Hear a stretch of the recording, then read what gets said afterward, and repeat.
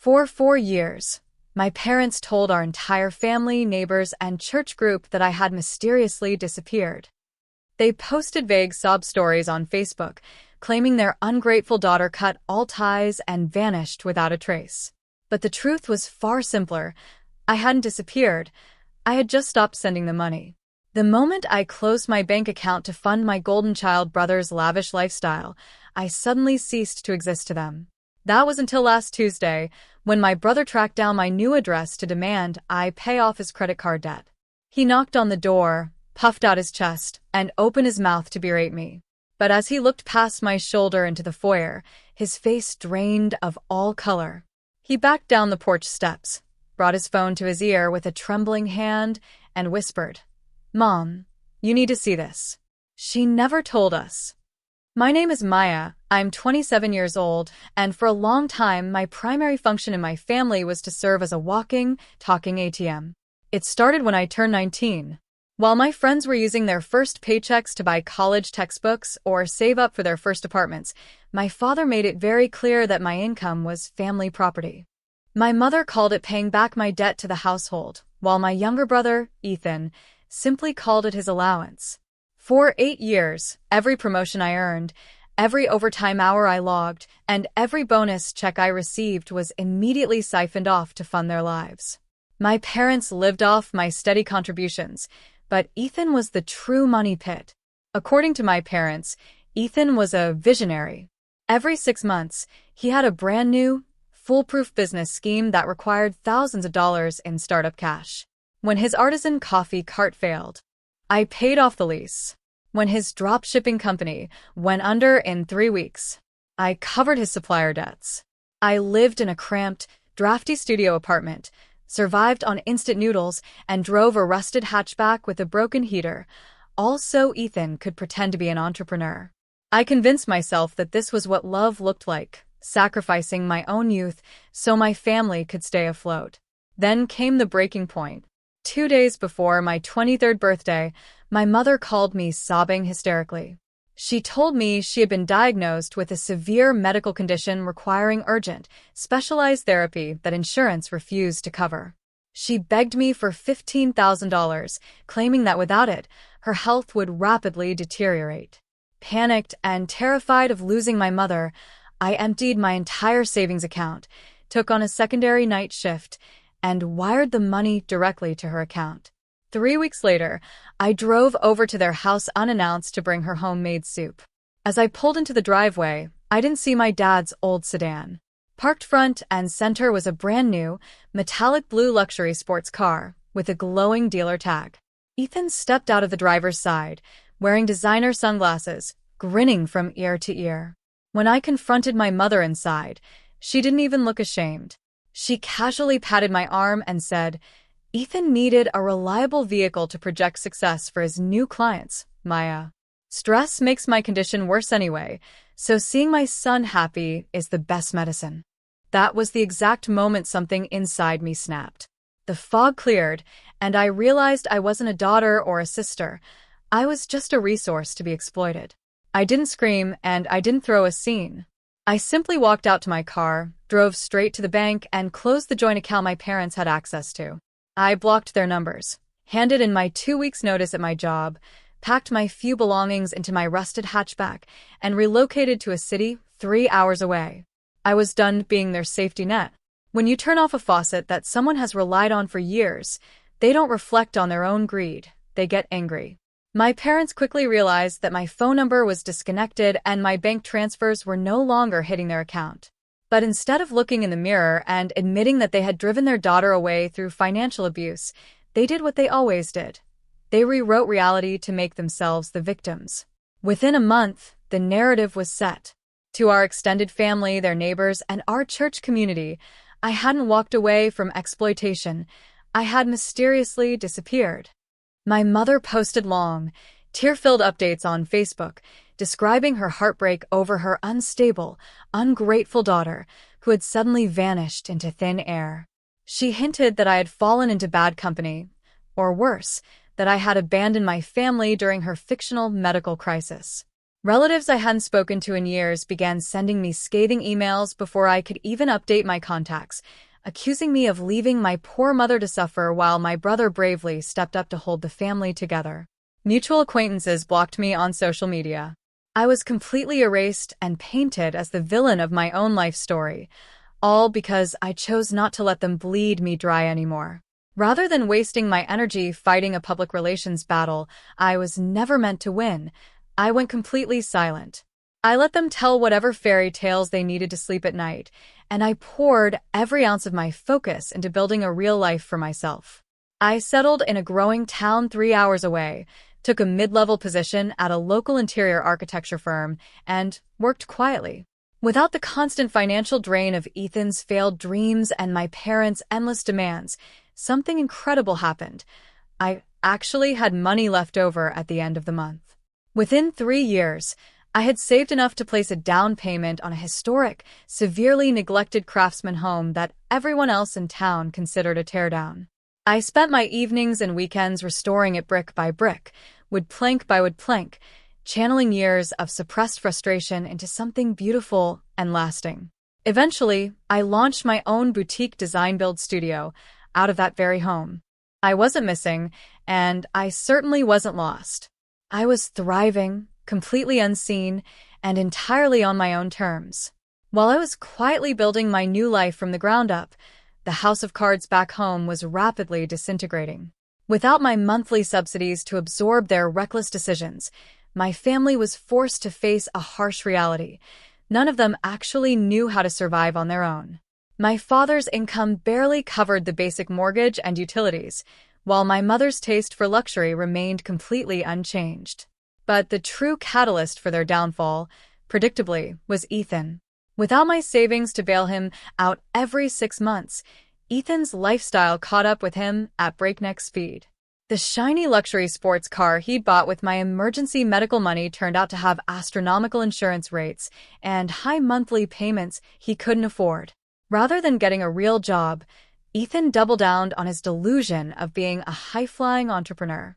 He took out high-interest personal loans, maxed out multiple credit cards, and convinced my parents to co-sign on a commercial lease for yet another doomed venture, this time a high-end luxury lounge that closed its doors in under 90 days.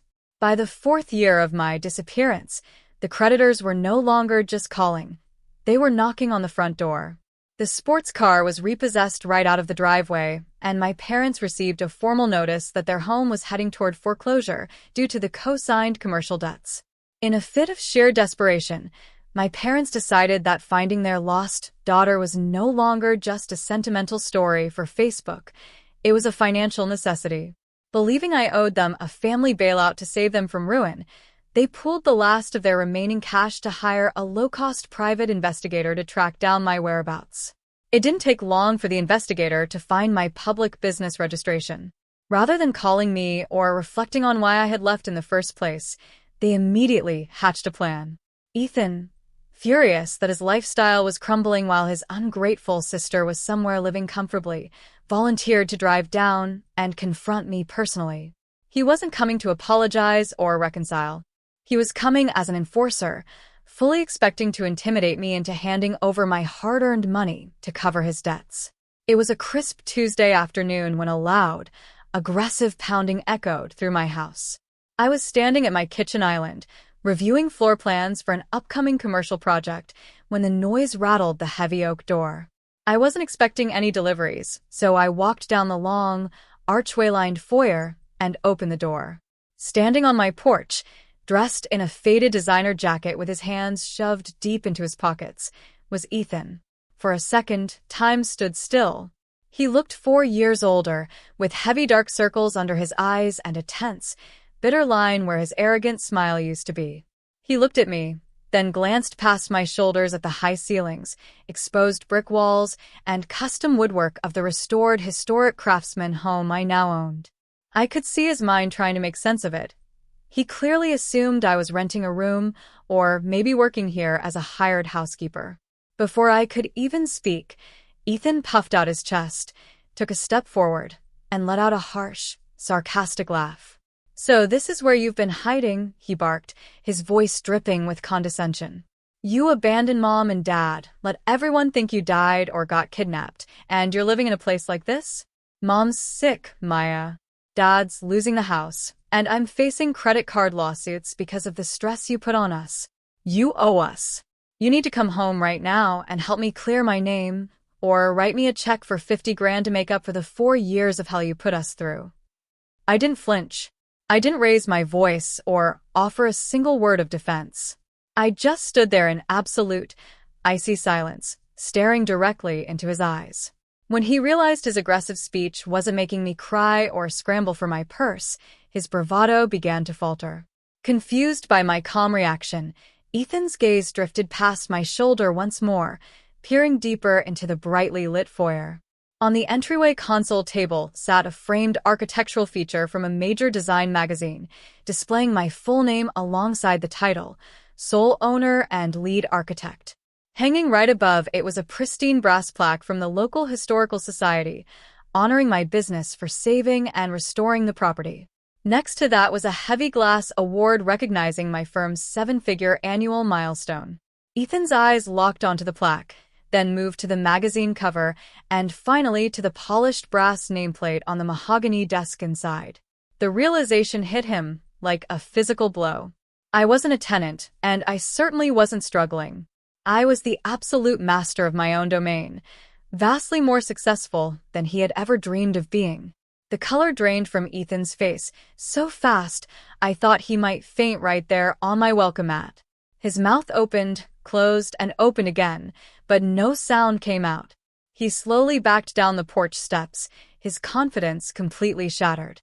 With a hand that was visibly shaking, he pulled his phone from his pocket, hit speed dial, and brought it to his ear. He didn't take his eyes off me for a single second as the call connected.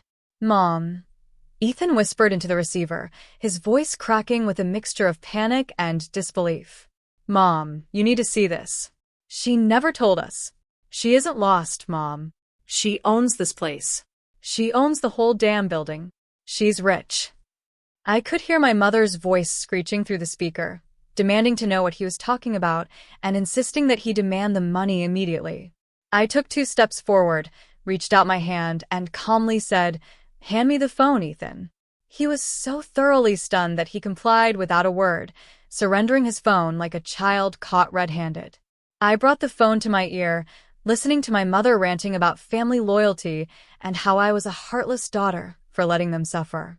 "Hello, Mother," I said, my tone as cold and level as liquid nitrogen. The screeching on the other end cut off instantly. "Maya," she gasped, suddenly shifting into her theatrical, crying voice. "Oh, my baby. Where have you been? We've been sick with worry. How could you abandon us like this when we needed you?" "I didn't abandon you," I replied, deliberately keeping my voice loud enough for Ethan to hear every word. "I stopped funding you. There's a massive difference. You told everyone I disappeared because you were too ashamed to admit that your free ride was over. But here's what's going to happen now. You are going to tell Ethan to get off my property, and you are never going to send anyone searching for me again." "You can't talk to me like that," she snapped, dropping the tearful act instantly.